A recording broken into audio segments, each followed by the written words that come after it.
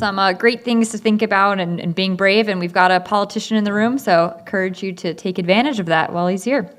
Up next, we're going to move into our policy, human use, and habitat section. And first, we're going to start with Matthew LaCroix talking about the water body setbacks in the Mat-Su Borough.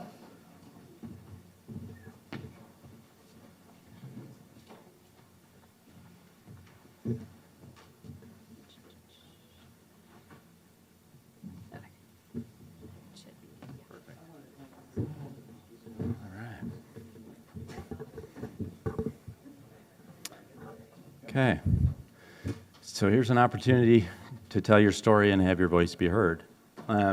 We heard a little bit yesterday, and I was pitching earlier today, this issue of the water body setbacks in the borough. And last year, I gave a presentation. Some of these slide backgrounds may look familiar because they're from last year's presentation. Because there was a process that was just beginning at that time. We're 1 year later, and our process is nearing completion. As Peter just said, you don't want to wait too long to engage, and so this is your opportunity. So I'm going to scroll through here. Well, I'll also point out Kendra Samsow had a poster yesterday, so hopefully folks who are interested in this topic were able to look at the poster. All right. See if we'll go through. So to refresh your memory, there was a 9-member board that was created by an ordinance in 2023.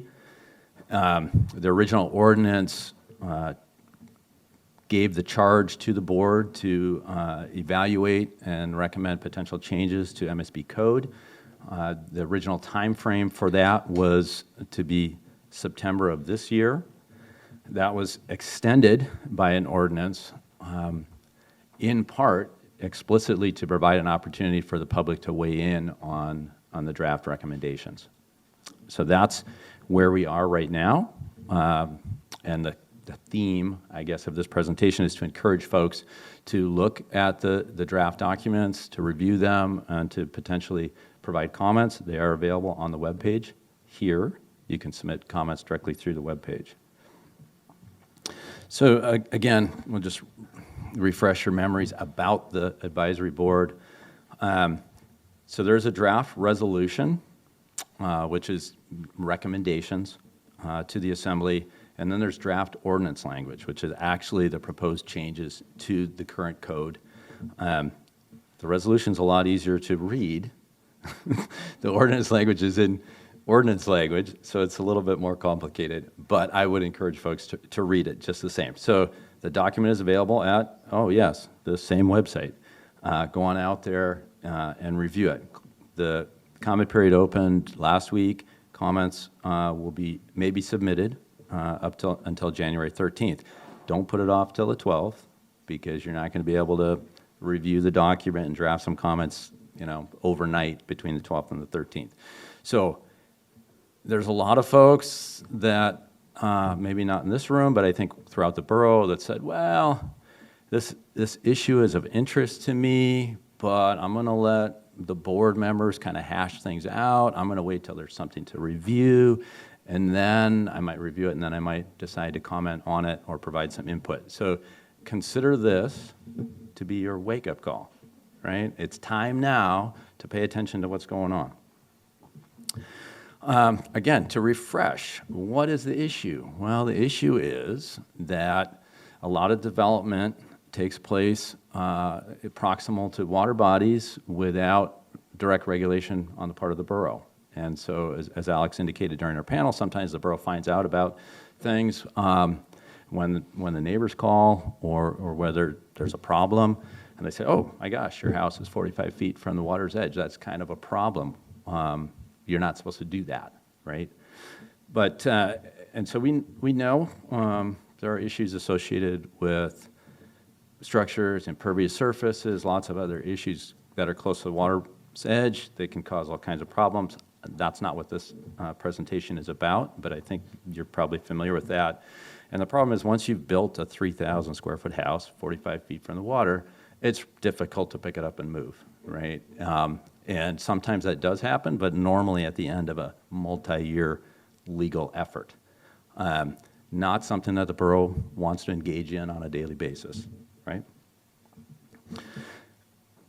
Again, yes, the borough does require setbacks. You may have heard there's no rules in the Matsu Borough. That is not true. You will never hear that by a borough employee. They will never tell you that. So for 50 years, there's been setbacks. It's 75 feet.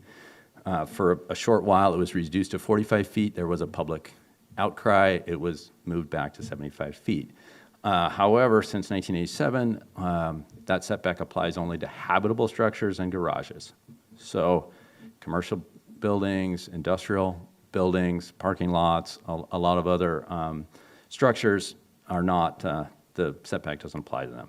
The other thing is the setback does not require retention of vegetation, doesn't regulate land use within that 75 feet. As Alex indicated, under current standards, you can pave right to the water's edge, right? So some people might consider that a problem. Members of the board did consider that a problem. Recap the process. So the board has been meeting for the last year. Alex indicated 18 meetings. I'll take his word. It felt like a lot. Well, and if folks didn't know, I've been on the board, serving on the board. I guess I probably should have started there. I've been representing the partnership. So prior to the board being convened, the partnership advocated for a working group or an advisory board and said, oh, by the way, we have a lot of expertise. We'd be certainly interested in supporting an effort. When the assembly passed the ordinance, they gave a slot, a dedicated slot to a representative from the partnership. And I ended up taking that spot. So this organization has had representation, and we have had a voice, and I think we've moved the needle in terms of what the board is recommending. Anyway, so the comment period goes till essentially the middle of January. The board will review those comments, potentially revise the text of either the resolution or the ordinance or both. I anticipate that'll happen in February of 2025. The board will then submit the final text to the assembly by March, as they're required to by the ordinance. The assembly may or may not choose to act on some or all of the recommendations. But I would suggest that should there be a lot of comments in support, the assembly will be aware of that, and they may be more likely to react to the recommendations from the board. If there are proposed changes to Borough Code, then that should be a public process and people should be able to weigh in. However, don't wait till the end. Get your voice out there as soon as you can. So I'm going to go through this very quickly because this is not so much about the details. But I've got one slide for the resolution. I've got one slide for the ordinance, and just to point a few things out. So the resolution is like 3 pages. It's relatively plain English, pretty easy to understand. There are 9 numbered recommendations, so you can follow that pretty easily.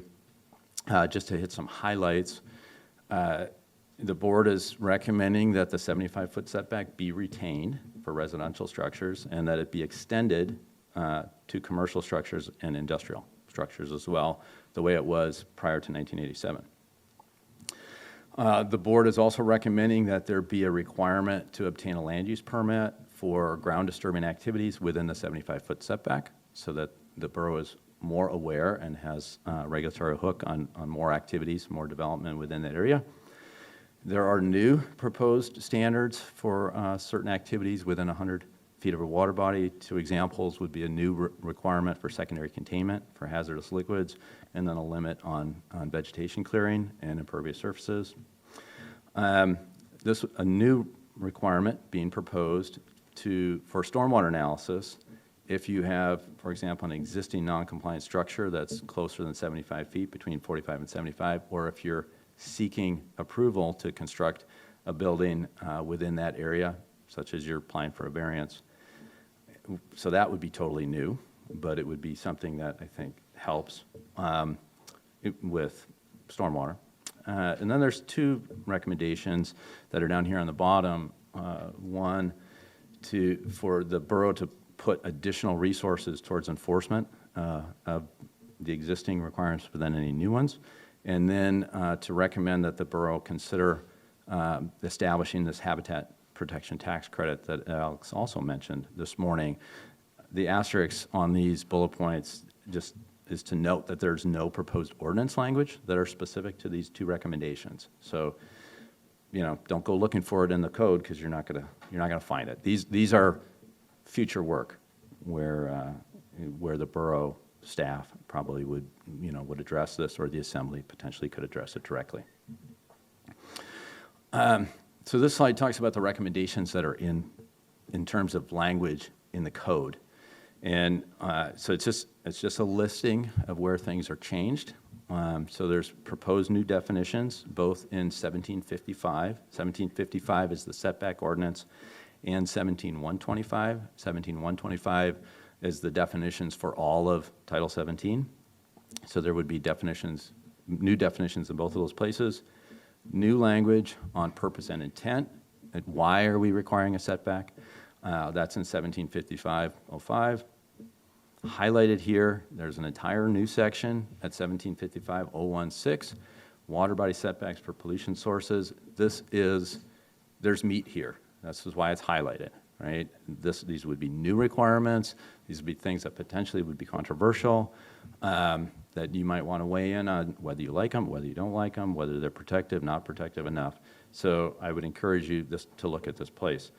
There would be this new land use requirement that is in 1702. 1702 is the current land use code.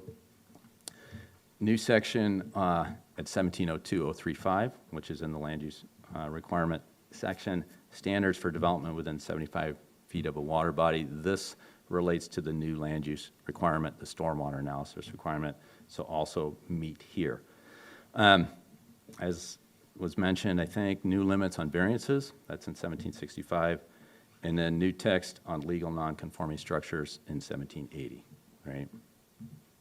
So if you're looking at the ordinance code, if it's bold and underlined, that's proposed to be added. If it's bracketed, that's proposed to be deleted, right?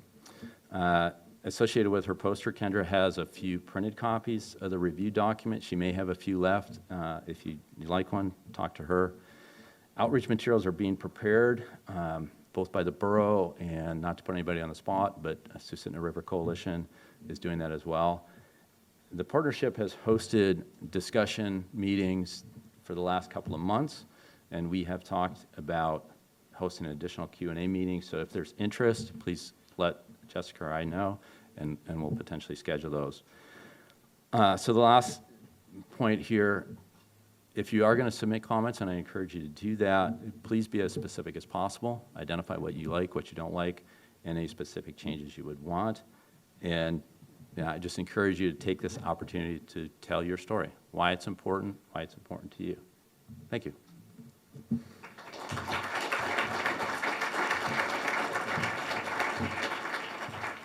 We have a few minutes for questions, but before we go into questions, I want to give another big thanks to Matt LaCroix for his service on that board, as well as Kendra Zamzow from MSB Fish and Wildlife for her work as well in this. Maybe we can give a round of applause.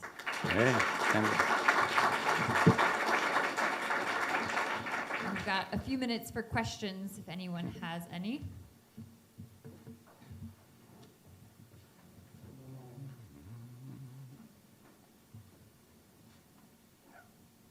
Thank you. Is that on? Somewhat similar to the KPB ordinance, two questions. Have you been working with our planning director at all on what works and what doesn't work for the ordinance we've had in place for quite some time now? Second question is, which waters are you connecting the ordinance to the water body catalog for adjustment over time, or is it static? Okay, good questions. I'll take the second one first. So the current setback and the proposed changes to the setback requirements would apply to all surface waters, rivers and streams, rivers and lakes, right? So it's not at all connected to the unanimous waters catalog or stocked lakes or any special water bodies, which is a distinct difference from the Kenai, which is tied to anadromous streams primarily. We have a pattern of development around lakes, and that's actually was the focus of the board, but the standards do apply to streams as well. I'm not aware that the borough, and I'll say that the board did not directly interact with staff from the Kenai Peninsula Borough. I personally, and I think other members of the board, did look at the Kenai ordinance. It's more detailed than, well, we were starting almost with a blank slate, but it's more detailed than what is being proposed in terms of changes. It's more rigorous, I would say, and some of us perhaps feel maybe the borough's not ready for that yet. But for those who want, are considering commenting, go ahead and look at the ordinance down in the Kenai Peninsula and see whether or not there are things that are not addressed in the proposal here that are in that ordinance, which has been in place for a while and is working, arguably. So feel free to say, hey, they do it this way on the Kenai, or they do it this way in Anchorage, or they do it this way in Seattle, even.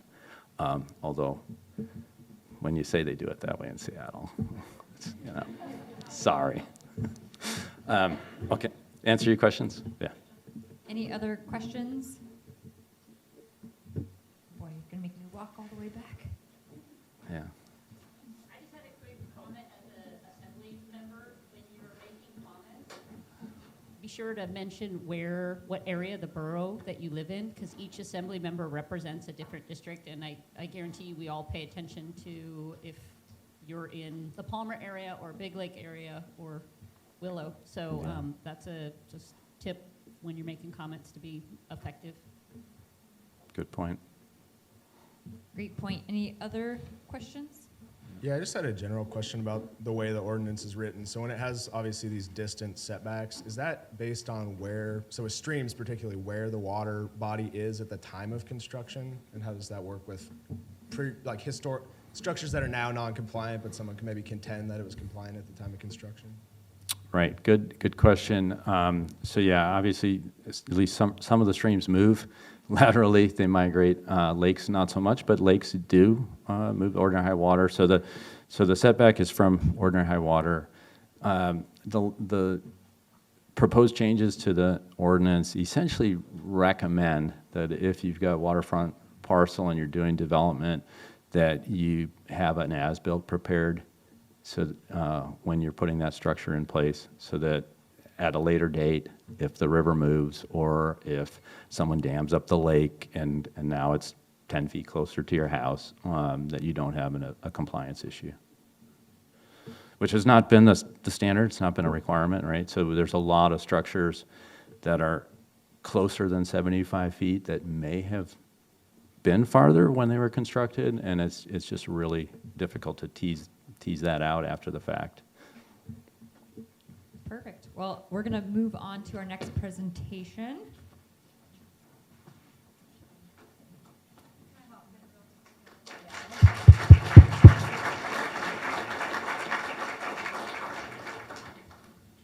Well, okay, since I already sort of interrupted, I just, before we move on, I just wanted to thank the Matsu Borough Fish and Wildlife Commission, because I think during the process of evaluating the setback standards in the borough, that really it was the Fish and Wildlife Commission who recommended creating a diverse board to take some time and really create thoughtful recommendations. So I don't think if you had done that, we would have been doing this. So huge thank you. And like Emily said, incredible amount of work on the part of Matt LaCroix and Kendra Zamzow as Fish and Wildlife Commission representative on the board, and then a salmon partnership. So yeah, that's in addition to the day job. So wow, thanks so much.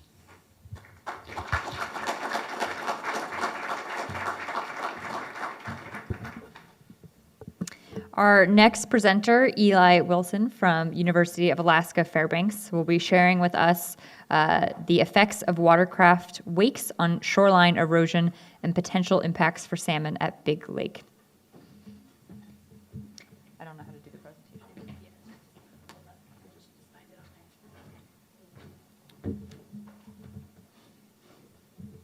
slideshow. Click nope. Here we go. Present. Hey, look at that. All right. So one quick point of clarification off the bat. This is the current status of my work on the effects of, oh, that's me again. Is it? Okay. On the effects of watercraft wakes on shoreline erosion and some of the potential implications for salmon at Big Lake.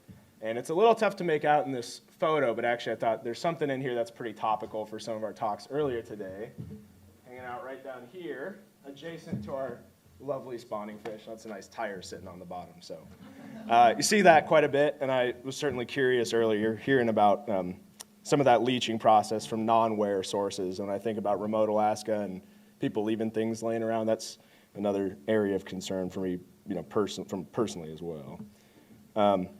So for anyone who's not familiar with Big Lake, I doubt there's very many in the room, but it's just over the way, about a mile or about an hour northeast of Anchorage.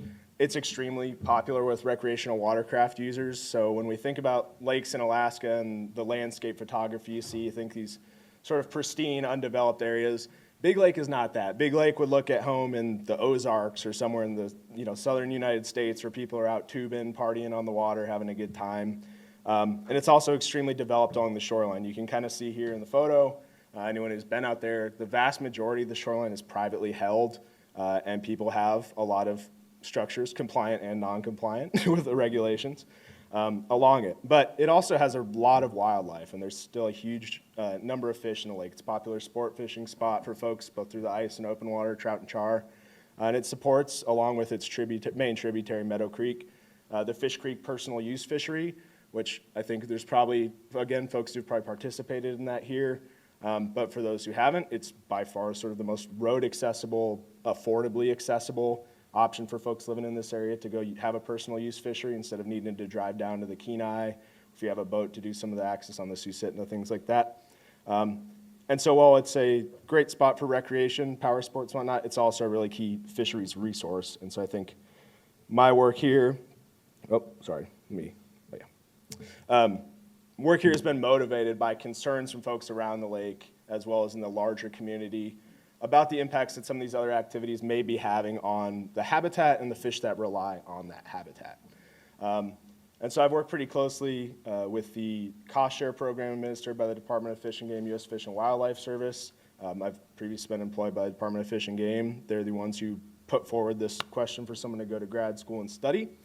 And the concerns from landowners are focused around the impact that large wakes, particularly from wake boats, but watercraft more broadly, were having on shoreline erosion rates on their properties, on public lands along the lake, and even from people who don't have property on the lake, just what they're seeing when they're out on the water recreating or know that's going on in their community.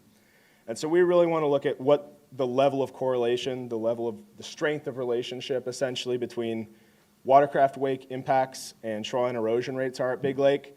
We also want to understand how much those rates vary around the lake and how they're impacted by shoreline development. So at different sites, how we're seeing those rates change. Is there vegetation on the shoreline? Does someone have a lawn all the way down to the water? Does their neighbor have riprap installed that's deflecting wakes?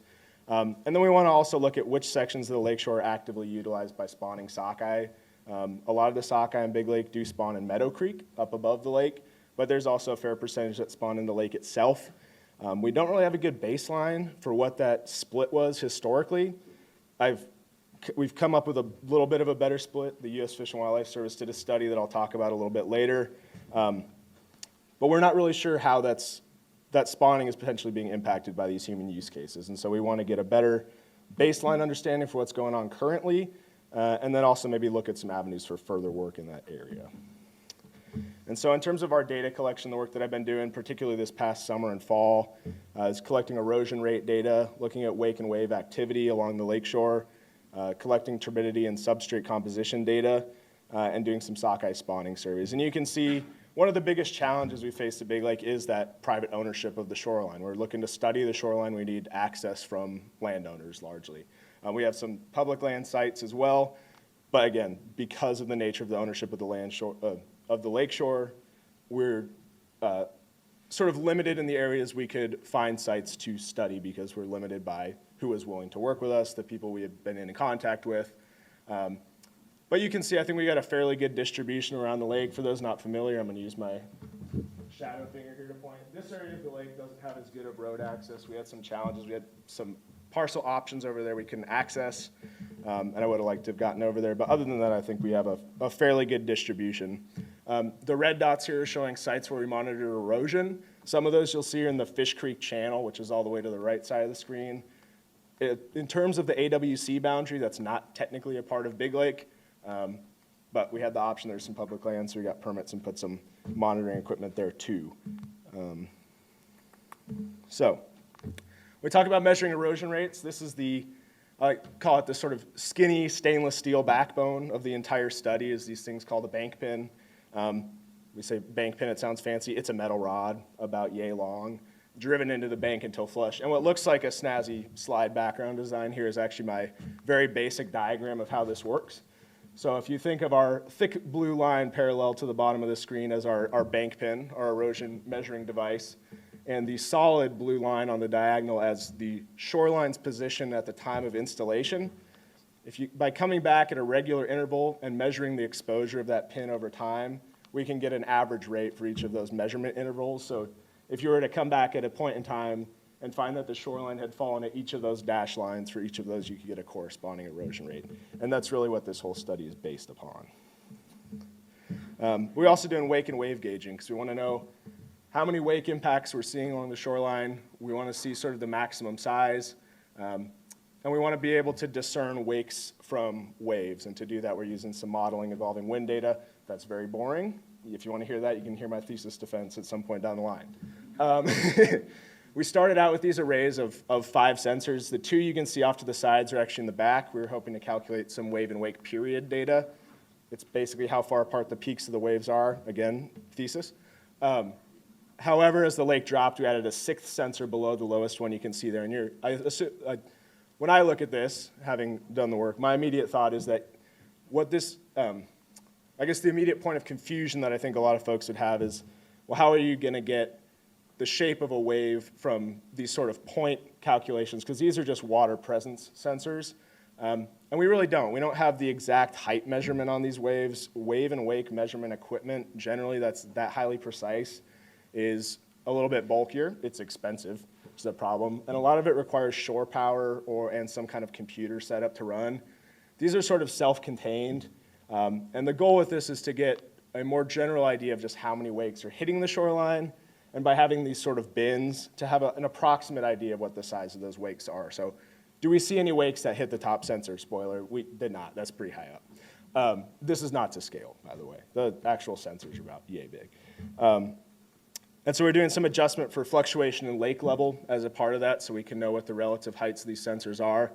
But really, when I talk about wake data, what I'm really talking about are specifically the number of impacts we're having from events that we can say definitively are wakes and not waves. Although we'll also include wave data in our modeling, because that causes erosion too. And then in terms of substrate composition and turbidity, one of the concerns with erosion on rivers and lakes in terms of areas fish are spawning is that you're going to have sedimentation of redds. Fish that were spawning in gravels are going to have that covered up with sediment, and that's going to cause the eggs to not get enough oxygen circulation. They're not going to survive. We wanted to go out and sample these spawning areas to see what the composition of the substrate was and whether that composition had a consistent pattern of change relative to the erosion rate at some of our sites. What we largely found was that the substrate was actually too large in a lot of these spots to operate the grab sampler that we were using. So in some areas, which we later found in the fall, we're not having fish spawn in them. We do have some pretty fine stuff, mainly organics. But a lot of things, a lot of the substrate they're using is bigger. This picture on the left is a string grid. Each of those grid sections is a 6x6 square out of a larger 18 by 18 inch internal area square. And so this is sort of a picture of a lot of the stuff they're spawning in. It's a little bit bigger, and a lot of the shoreline's made up of coarser stuff. So after having done the data collection, this isn't actually as much of a concern anymore. The habitat impacts would be more of a concern associated with wakes and development. And then the sockeye survey, spawning surveys and mapping. So I'm very much a fish guy. I've always worked on fish directly, not so much on habitat stuff. And so while I find the erosion aspect definitely interesting, this was an aspect that I got to kind of tack onto the project that I have a higher degree of personal interest in. And so there had been a prior study conducted by the U.S. Fish and Wildlife Service that was trying to identify spawning habitat used within this drainage by sockeye. They did that study by deploying radio tags at the weir on Fish Creek, which is the outlet of Big Lake. And so they didn't know if those fish they're tagging were going to be lake spawning fish, tributary spawning fish. And one of their goals, based on the sparse data available, the report never got published, so it's a little dicey, was to determine the proportion of fish spawning in the inlet versus spawning in the lake itself. The kick-on effect of that is that their understanding, or the understanding that came out of that study in terms of where fish spawn throughout the lake, was based on about 9 fish that spawned in the lake, with the remainder in that particular year going up the tributary, or spawning in Fish Creek. So we wanted to add a little bit of extra data to that, see if we could identify there's some smaller areas fish are spawning in, some areas that maybe are used more or less in a given year, so on and so forth, that were missed because of that small sample size. And so what we did was we went around and did a boat-based sort of visual survey, just cruising with our crew, looking for fish, and then we put up a drone to film, and we're going to do some spawner density calculations, and we've identified some of these areas. So I've been told I need to hustle. I'm hustling. This is our very basic graph. Total wave and wake impacts. I'm still in the sort of discernment phase, the calibration for wind waves with my data set, but there's a vaguely linear trend there. Cool. As we would expect to see, wakes and waves are known to cause erosion. This we can skip. And this is sort of an updated spawner map. So you can see the big fat blue shapes are where the radio tag signals were detected back in 2009. The red areas are where we documented fish spawning. So you can see some of these areas are corresponding to those. The blue signals may also be from milling fish, so some of those big lake signals could be holding fish. And we have some particularly smaller spawning areas located throughout the lakeshore that fish are using as well. So next steps, lots of modeling to do, density calculations for the video, and I am done. So just thank you to everyone who's helped. Yeah.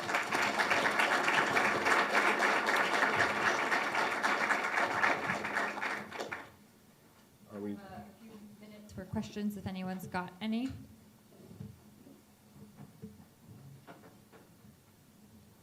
Cool. Perfect. We know everything about erosion we need to know. All right. More to come.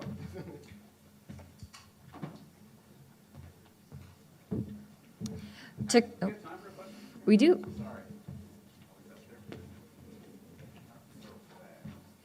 Yes. So Eli, Yeah. great presentation, thank you.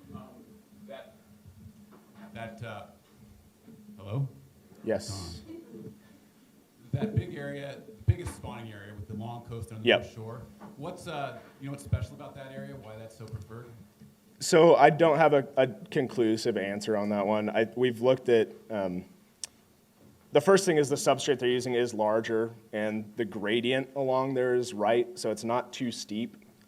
It's, I guess, the right size stuff for them to build in. The other thing is, being that it's on the North Shore, where the mountains are and where the groundwater is moving from and to, it's more like, so there's been a study done of shallow groundwater movement by Colin Kikuchi, I believe his name was. He's a UAF student, probably a decade-ish ago, looking at shallow groundwater movement throughout the valley. What they sort of vaguely said about Big Lake is that's very integrated in the local groundwater flow network. That means is wherever the groundwater is working its way through this larger system, it sort of passes through Big Lake and sort of back out of it to some extent. Given where the mountains are, that North Shore is probably where there's more inflow.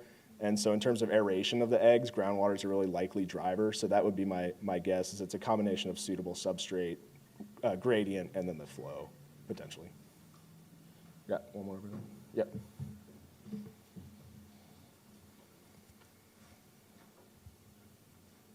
Yeah, so there's a big wetland drainage on that north side, and the flow moves into the lake.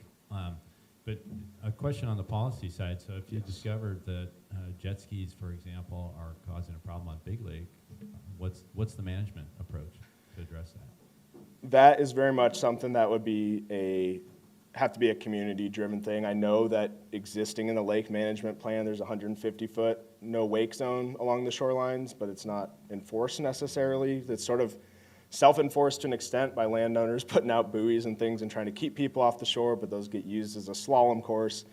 So for me, personally, I think in my role as a graduate student who's collecting the data, the best thing I can do is, I have this aerial imagery of sockeye spawning under docks and around all these things. It's more about making folks, not going after policy stuff so much as people, and communicating that, this is a great resource that has multiple user groups that enjoy it, and to keep enjoying all of the things it provides, we need to just be considerate in the way we use it.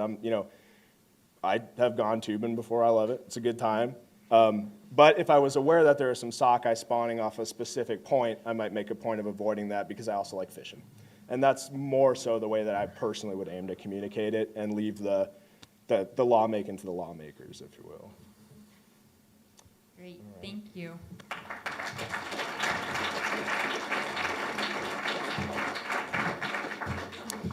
Next, we'll move on to Margaret Stern from the Susitna River Coalition, talking about the industrialization of the West Sioux drainage. Hi, everyone. Let me figure out how to run this. It's not. Oh. Great.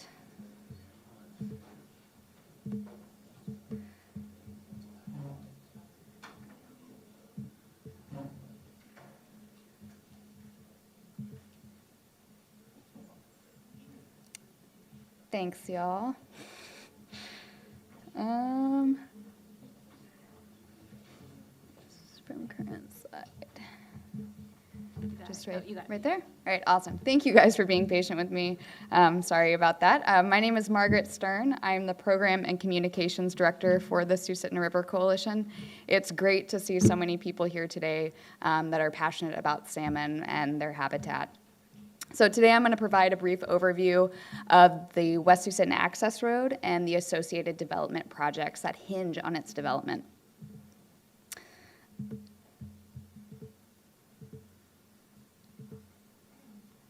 Sorry, apparently I'm learning how to PowerPoint today. I'm missing a slide here, but to get started, let's chat a little bit about who the Susitna River Coalition is. It's not working. This might be helpful. Slide advance. Oh, try that. I think that's more easier. It's missing a couple. Oh, that's okay. So to get started, let's talk a little bit about who the Susitna River Coalition is. We are a small grassroots nonprofit based up in Talkeetna.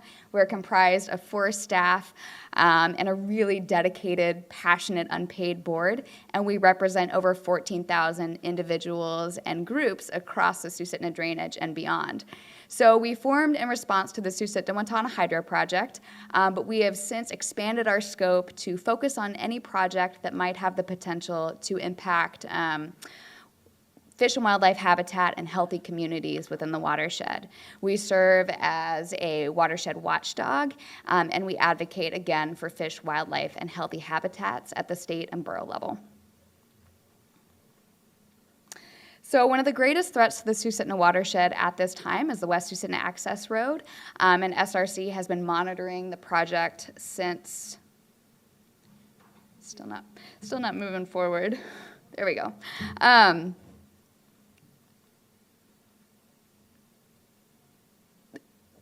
Okay. Since it first came on the scene. Now, if you've been here at past meetings, you've heard me speak about this project a little bit, and I won't go too much into the history. I more kind of want to focus on all of the projects, but I'm going to talk about how the construction of this proposed road would not just mean a 100-mile mining industrial road that ends in an exploration district. It would mean the proliferation of a bunch of different projects in the region, including gold mining, coal mining, large-scale timber harvest, carbon sequestration, and pipeline construction. And those are just some of the projects that are currently on the table. So at its most basic, the West Susitna Access Road is a 100-plus mile mining industrial corridor. It's being pushed by ADA, the Mat-Su Borough, Nova Minerals, U.S. Gold Mining, and more recently, the Alaska Department of Transportation. There is a public portion of the road, which is a 23-mile Department of Transportation portion. And this was more recently introduced as part of the statewide transportation and infrastructure plan. The road would begin at Big Lake, and it would end at the Whiskey Bravo Strip and the Estelle Mining District near Rainy Pass Lodge. The ADA portion would cost $450 million for an industrial corridor in 2017 dollars, and DOT is estimating $75 million for its portion, including a bridge across the Susitna. So just a really basic timeline. The project was introduced in 2013 as a roads to resources study. It was headed by DOT, and the goal was to identify a route across the Susitna and resources on the other side. In 2019, we moved into pre-development with a partnership between the Mat-Su Borough, Nova Minerals, and ADA. In 2022, pre-development ended, and ADA submitted their 404 wetland application. They actually had to apply 3 times because they didn't get it right, and it was eventually rejected. There's a lot more nuance to that, but we'll kind of leave it there. In 2023, there was a brand shift, and DOT took on a portion of the project as a separate project with 18 miles and a bridge across the Susitna. In 2024, we entered DOT scoping in preparation for an environmental assessment, and the project then shifted to 23 miles and a bridge across the Susitna and a start in Big Lake. We just recently ended that scoping period. We expect to see results from this in the next few months, and concurrently, ADA is talking about now submitting their 404 wetland permitting again, so we will have information about that coming up. So one thing to note, we are now looking at Transportation X, or TRX for short. It's a new DOT pilot program for high-risk, high-profile projects. There are only 2 projects that are under the TRX designation in the state. These are the stretch of road between Anchorage and Girdwood, which is extremely populated, and then West Susitna. So this TRX program is more outcome-focused versus process-focused. And so they're looking for more non-traditional ways to push this project through. So for example, up on the screen, you can see the ADA route for West Susitna access on the left. And here on the right, we have the same route, essentially, being pushed as a winter trail through a newly formed nonprofit named Friends of the West Sioux. It's for a 30-year easement for a winter trail that aligns with the ADA route. And Nova Minerals and Flatland Coal, who I will speak about in a little bit, have publicly spoken their support for this trail as a way to gain access. So we have this public buy-in of public access for this separate DOT 23-mile route, but that's just for public buy-in. And beyond that 23 miles, we have timber harvest, oil and gas exploration, gold and hard rock mining, coal mining and carbon sequestration, gas pipelines, and wind power. So we have that public buy-in of public access, but there's a lot more beyond that. So let's start at the beginning of the road. First, we have the Fish Creek timber sales. It's managed by the Department of Natural Resources and the Division of Forestry. It totals 420 acres, and there would be a harvest over a 5-year period. It's 13 miles west of Big Lake off the West Sioux Parkway, where the West Susitna Access Road is proposed to start. There's currently a trail in the region and a winter road, and there are bridges over some of the water bodies there, which allows DOT to call them any bridges through the STIP as just bridge improvements. It's basically a way to pave the road forward for a larger road project, and it allows the bypass of some regulations. Moving further along the road, we have the Susitna Basin Oil and Gas leases. This is run by DNR Division of Oil and Gas. There is a 1.5 million acre oil and gas exploration region that partially overlaps with the West Susitna Access Road, or the proposed road. It's a huge area around the Susitna and Yentna rivers, and there's a 10-year exploration lease here. Then we have the Donlin Natural Gas Pipeline, which I can't speak to too much, but it's a 315-mile natural gas pipeline from Beluga to Crooked Creek, which is a tributary of the Kuskokwim. The pipeline's currently in litigation, but it is proposed to power up a gold mine on a tributary of the Kuskokwim. And there's also talk of it helping to power the gold mines at the end of the West Susitna Access Road. Now, the pipeline also parallels the West Susitna Access Road for a portion of its run. Next, we have the Little West Susitna Wind Power Project, which is being promoted by Alaska Renewables. It would be 28 to 64 wind turbines, 11 miles of transmission lines, 33 to 35 miles of new road, and it would be on Little Mount Susitna. They hope that it will be operational by 2027, and it would be awesome if we had more renewables powering the rail belt. However, there's also conversation about them powering gold mines at the end of the West Susitna Access Road and potentially Donlin. Next, we have a coal mining and carbon sequestration project. This is being run by Flatlands Energy. It would be a 400 megawatt coal-fired power plant that could potentially utilize carbon sequestration. It's 18 miles west of Squentna on Canyon Creek. It's potentially 6 to 7 years out from construction, and West Susitna is often cited in Flatlands meetings as a way to access this. And I believe Nova Minerals is also an investor in the project. So then we get to the end of the road, where we have gold and hard rock mining. And there's Nova Minerals, an Australian company, and US Gold, a Canadian company, and they're looking at open pit gold mining, and then they have also cited critical minerals like stibium and antimony. They're currently exploring, and they mentioned that West Susitna access is necessary to make their projects viable. Both of these companies are again in their exploratory phase, and they are currently using an airstrip, Whiskey Bravo, and winter trails. Again, they've mentioned that they need the road to make their operations profitable, which kind of begs the question, if your mines are so great, why don't you put in the road? In addition to that, because of the critical minerals, they might be able to bypass some regulations because of Department of Defense. There's some loopholes there with the Department of Defense. So now we're going to have my really childish drawing here of all the projects in the region. I don't really know how to do mapping very well. But you can see all the red are proposed projects. Like, this stuff is huge, and you have Willow kind of to the right of that one box, and you have the mountains on the other side. The entire West Susitna drainage would be taken up by development projects. And it's, if we think about all these projects as one at a time, it paints a very different picture than if we think of it as a whole. And we should really be thinking about all of these projects holistically and considering their impacts when they look like this. So that's why I'm in a room full of really smart scientists and water quality specialists and planners to kind of think about what are the questions that we should be asking as Alaskans, what information can we provide, and what do we want to see moving forward? So again, thinking about all of these projects, I would really like to ask you guys, what is the future of the West Susitna that you would like to see? All of these projects have comment periods. All of these projects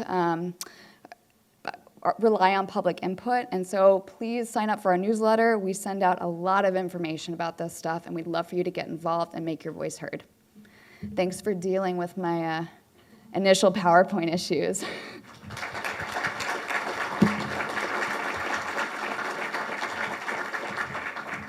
We've got a few minutes for questions. I was wondering from the original public comment, what the general sense was for comments for, comments opposed. Yeah.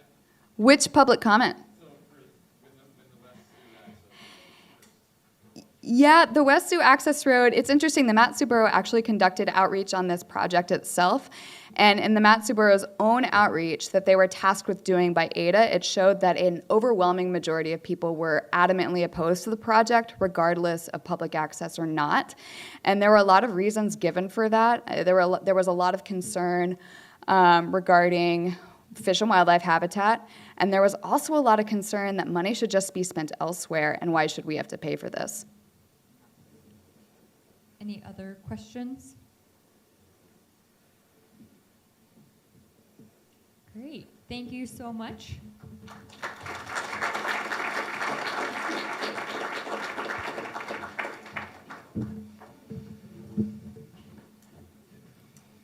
And that will conclude our policy, human use, and habitat section. Thank you, everyone, for those great presentations. I want to invite Andrea James, who will be moderating our next session.